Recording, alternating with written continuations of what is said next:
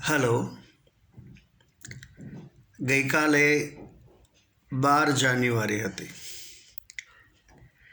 એટલે કે વિવેકાનંદ જયંતિ, જે આપણે નેશનલ યુથ ડે તરીકે ઉજવીએ છીએ. આપણે આવા મહાન વ્યક્તિત્વને નમન કરીએ છીએ. કલકત્તામાં જન્મેલા નરેન્દ્રનાથ દત્તા, જેઓ સ્વામી વિવેકાનંદ તરીકે ઓળખાયા, તેમના આધ્યાત્મિક ગુરુ હતા રામકૃષ્ણ પરમહંસ.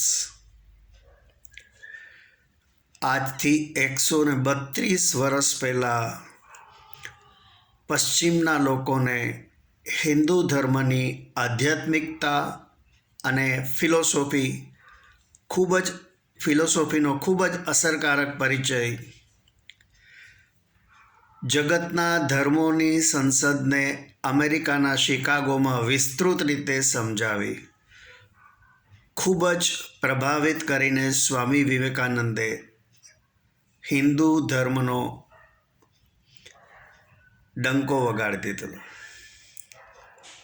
અમેરિકાના અખબારોએ પણ તેમનાથી ખૂબ જ પ્રભાવિત થઈ તેમની ખૂબ જ પ્રશંસા કરી હતી. અમેરિકા અને યુરોપના વક્તાઓ કોઈ પણ વક્તવ્યની શરૂઆતમાં સંબોધન લેડીઝ એન્ડ જેન્ટલમેનથી કરતા, પરંતુ જ્યારે સ્વામી વિવેકાનંદે સંબોધનની શરૂઆત sisters and brothers of America કહીને કરી, ત્યારે તો ધર્મ સંસદના 7,000 લોકો એ 2 મિનિટનું સ્ટેન્ડિંગ ઓવેશન આપેલો. એ લોકો આ નવા સંબોધનથી ખૂબ જ ઇમ્પ્રેસ થયેલા.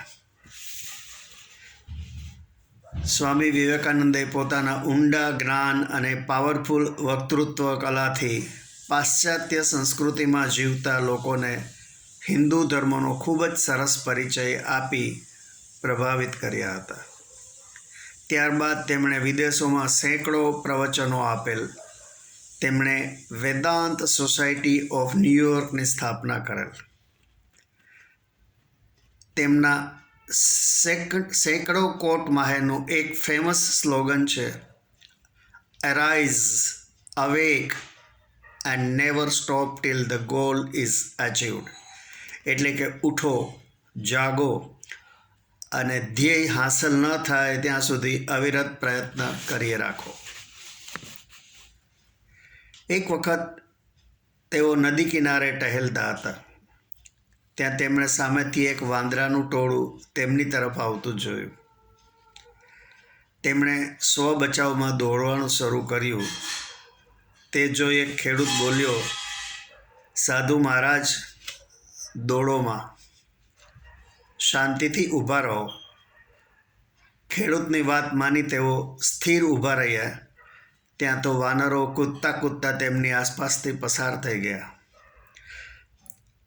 ઘણી વખત જીવનમાં આપણે પણ કોઈ આપત્તિ આવતી દેખાતા ગભરાઈને પીઠ ફેરવી જઈએ છીએ, પરંતુ જો આપણે દેખાતી મુશ્કેલીનો સામે જોઈને સામનો કરીએ તો મોટે ભાગે તે મુશ્કેલી હળવી થઈ જતી જણાય છે. સ્વામી વિવેકાનંદ જેવા મહાન વિભૂતિને મારી આ ભાવભરી શ્રદ્ધાંજલિ આપને ગમી હશે એવી આશા રાખું છું.